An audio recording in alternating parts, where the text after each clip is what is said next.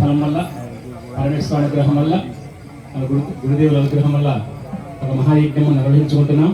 ఆ స్వామిదేవి వల్ల ఆ యజ్ఞంలో మన సౌర యజ్ఞంలో బ్రహ్మశ్రీ విష్ణుభట్ల ఆంజనేయ చేయుల స్వామి ఘనపాటి గారు ఇచ్చేసి ఉన్నారు. వారు చక్కటి మహాపండితులు. వారిని ఉద్దేశించడానికి చక్కటి సంస్కృతి అందిస్తారు, ప్రజలు అందిస్తారు. వారికి చక్కటి స్వాగతం.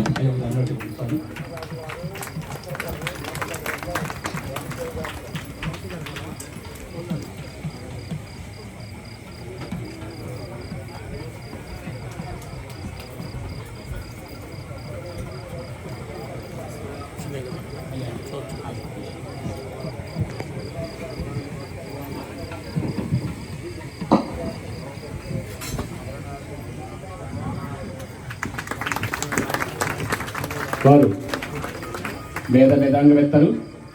వారు ఎన్నో సౌతయాగాలు చేసినటువంటి మహాపండితులు, శాస్త్రార్థం తెలిసిన వారు, వేదమే కాదు వేదార్థం తెలిసిన వారు, చక్కటి పండితులు. వారు ఎన్నో యజ్ఞాలు వారు నిర్వహించి ఉన్నారు.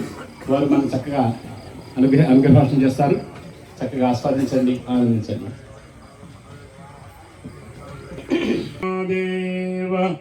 గోపికా జీవన స్మరణం గోవింద గోపాలకృష్ణ భగవాన్ కీ శ్రీ చంద్రశేఖర యతీంద్ర సరస్వతీనాం శాంతాంతరంగ కలితాఖిల భావుకానాం కాంచీపురీ స్థిత మహోన్నత కామకోటి పీఠీముపాశ్రితవతాం చరణావుపాసే. సభాయే నమః. పరమ పవిత్రమైనటువంటి విశిష్టమైన కార్తీక మాస పర్వదిన మహోత్సవాల్లో మనం అందరం కూడా ప్రవర్తిస్తూ ఉన్నాం. ఎవరెవరు ఎక్కడెక్కడ ఇళ్లల్లో ఉన్నా, దేవాలయంలో ఉన్నా, కార్తీక మాసాన్ని పురస్కరించుకుని ప్రతివారు కూడా వారి వారికి చేతనైనటువంటి యొక్క స్నానం, దానం, దీపం, పూజ అనేకమైనటువంటి పుణ్యకార్యాలతో మనం కాలాన్ని సద్వినియోగం చేయడం అనేది లోకంలో అందరికీ తెలుసు. పెద్ద పెద్ద పట్టణాల నుంచి పల్లెటూర్ల వరకు అందరికీ తెలిసిన విషయం. ఈ పవిత్రమైన కాలంలో మనం చేసేదంతా ఏమిటి అంటే అది ధర్మాచరణ.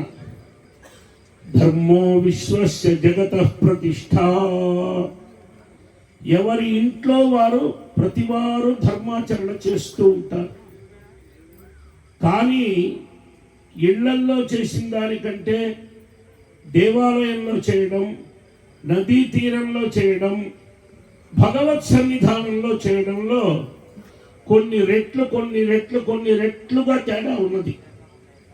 ఆ తేడా ఉన్నటువంటి యొక్క స్థాయిలో 6% వడ్డీ వేరు, 10% వేరు, 20% వేరు, 12% వేరు.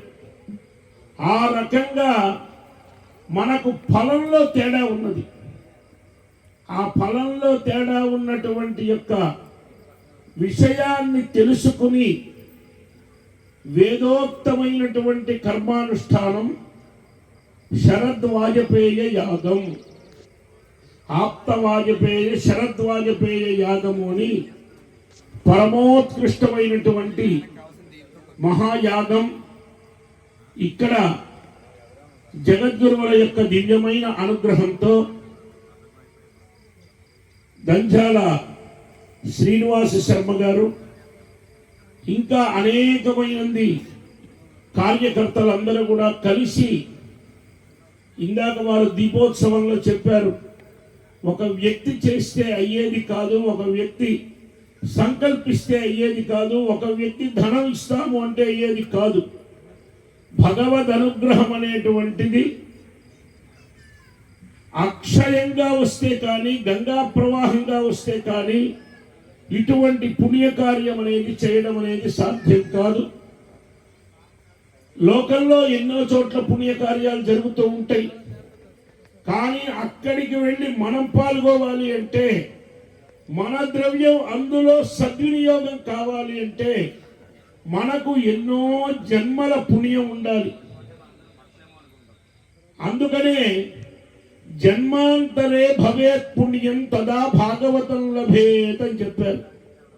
భాగవతంలో చెప్పినప్పుడు జన్మాంతరమైనటువంటి కిందటి జన్మలో మనం చేసి ఉంటే కానీ ఇలాంటి భగవత్ కార్యాల్లో మన మనస్సు ప్రవర్తించదు. ఎందుకంటే ఇక్కడికి వచ్చిన వేరే లౌకిక వ్యవహారాల్లో ఉన్నా, మన ఇళ్లల్లో ఉన్న కాలం అనేది గడిచిపోతుంది. కార్తీక మాసం అనేది అయిపోతుంది. ఎక్కడ మన కోసం ఆగదు కాలం. కాలం పరబ్రహ్మస్వరూపమై ఉన్నది. ఆ కాలంలో మనం ధర్మాచరణ చేయడం, ఆ ధర్మాచరణలో ఎవరెవరి విధికి తగినట్లుగా ధర్మాచరణ చేయాలి. అందరికీ ప్రపంచంలో ఒకే ధర్మం ఉండదు. ఒక మందుల షాపులోకి వెళితే ఎవరికి కావలసిన వారి వారి ప్రతిబంధక నివృత్తికి కావలసినటువంటి ఔషధాన్ని వారు సేవిస్తారు. కానీ అయ్యా మీ మందుల షాపులో ఉన్న వాటిల్లో ఒక 4 రకాల మందు బిళ్ళలు నాకు ఇవ్వండి అని అడిగి వేసుకునేవారు లోకంలో ఎవరైనా ఉన్నారా? ప్రపంచంలో ఎవ్వరూ లేరు.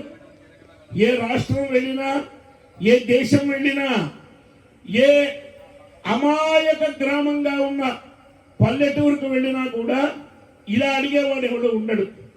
దీనికి ఏం చేయాలి?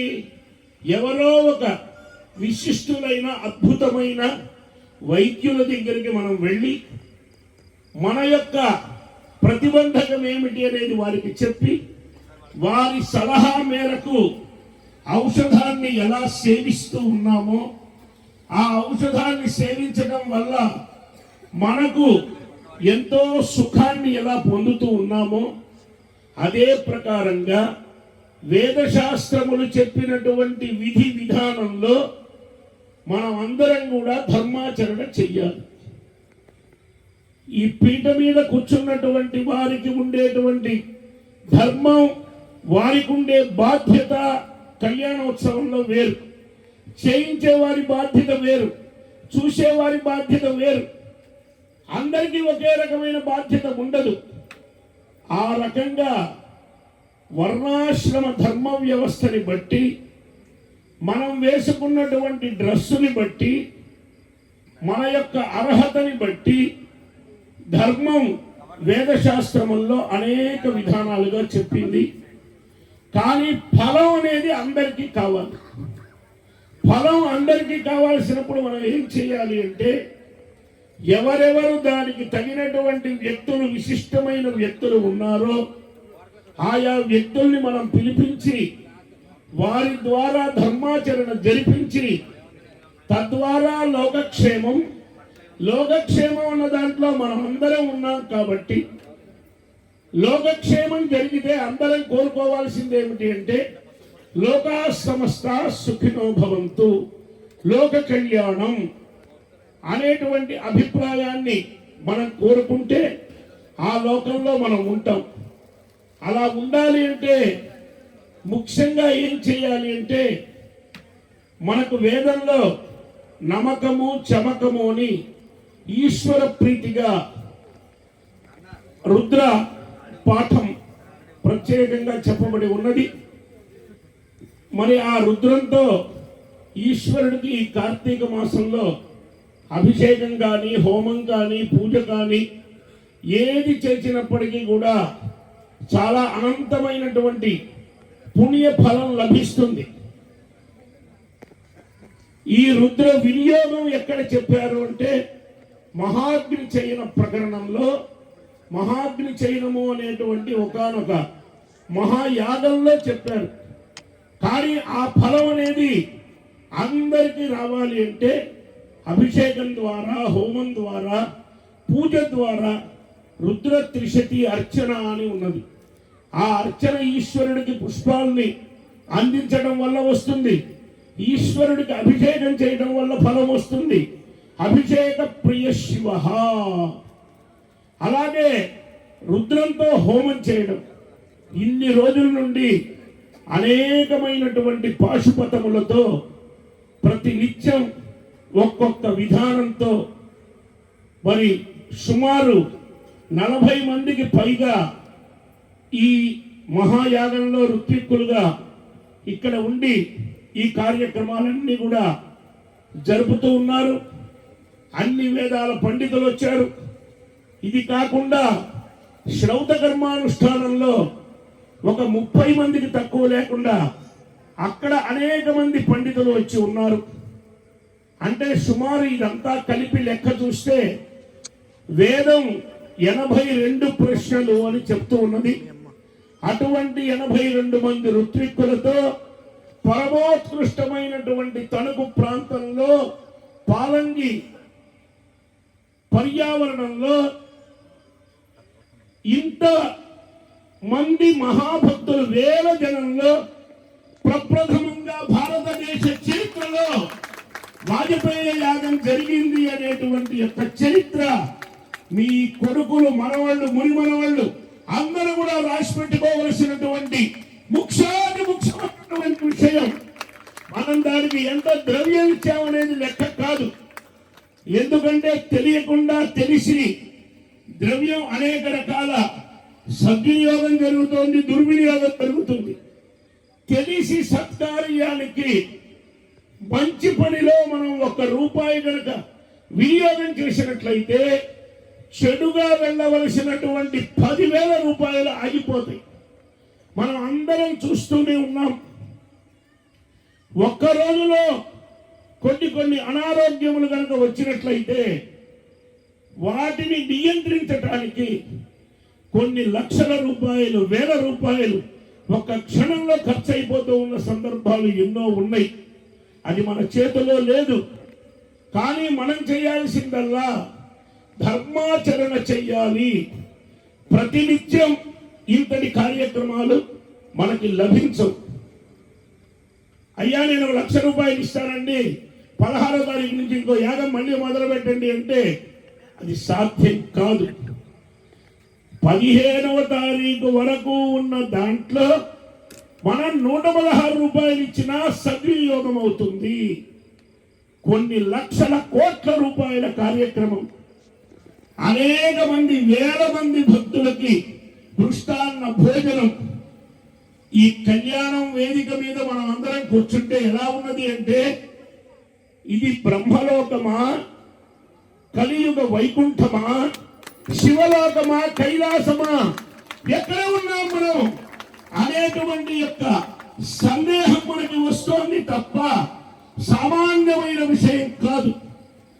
కాబట్టి ఇటువంటి పరంపరా ప్రాప్తమైన అగ్నిహోత్ర కుటుంబాలని విష్ణు భట్ల జగన్నాథ ఘనపాఠి సోమయాజులు దంపతుల్ని తీసుకొచ్చి మా సోదరుడు మరి అనేక దీక్షలతో కూడినటువంటి మహాయాగం వాజపేయి యాగం అంటే ఇది సామాన్యమైన విషయం కాదు.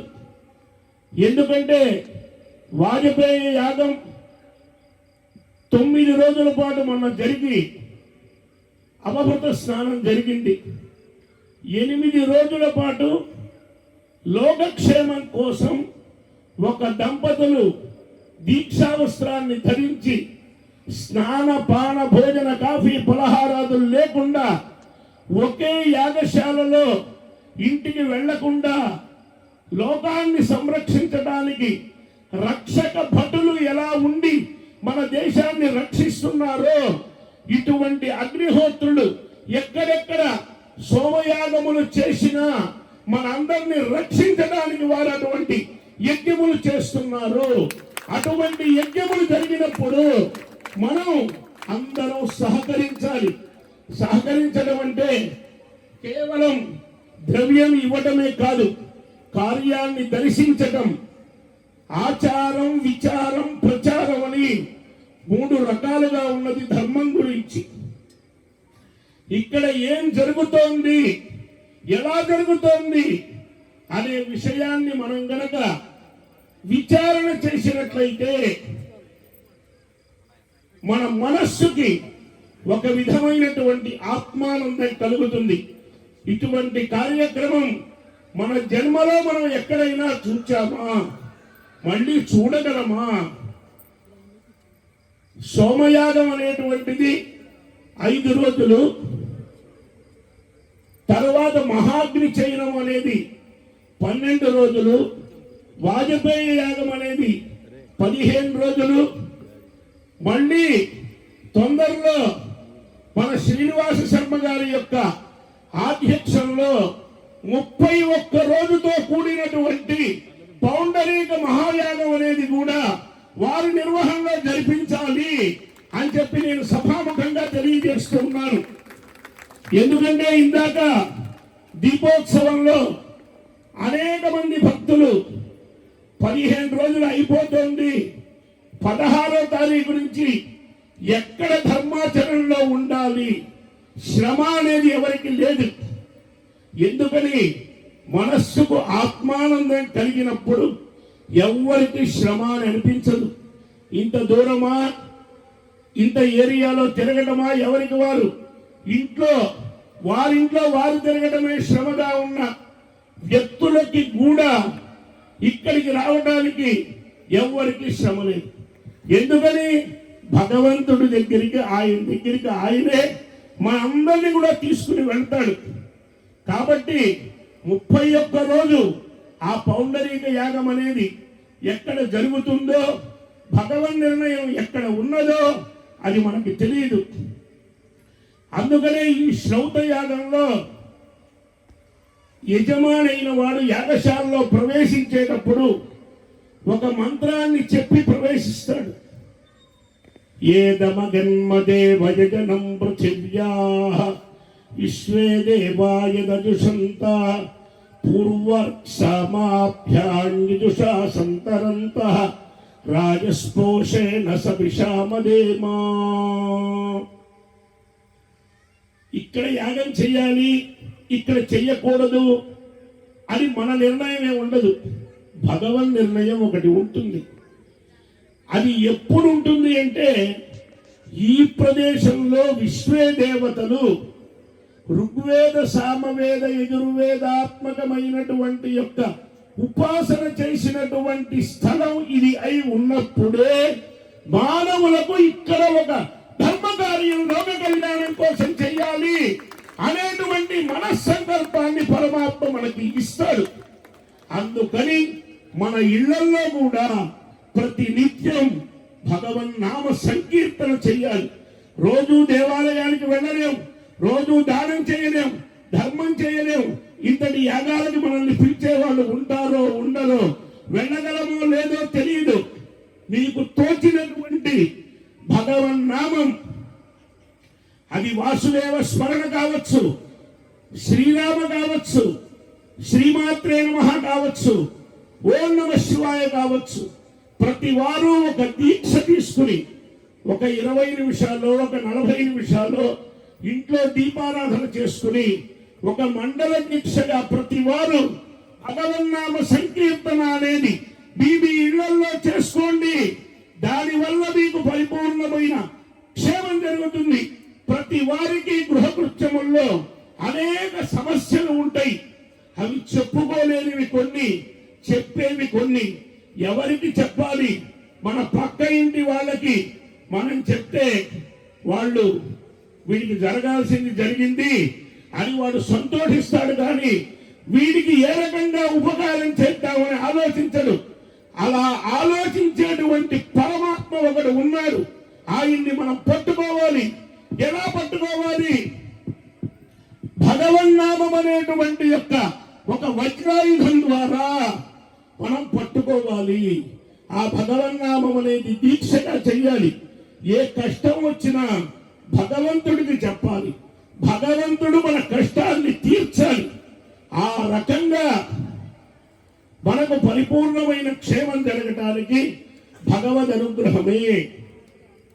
అందుకనే ఈ ప్రపంచమంతా ఎవరి అధీనమై ఉన్నది అంటే దైవాధీనం జగత్ సర్వం మంత్రాధీనం తు దైవతం తన్మంత్రం బ్రాహ్మణాధీనం బ్రాహ్మణో మమ దైవతం.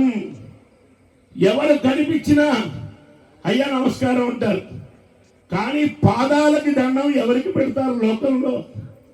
బ్రాహ్మణుడు కనిపిస్తే పాదాలకి దండం పెడతాడు. ఎందుకని?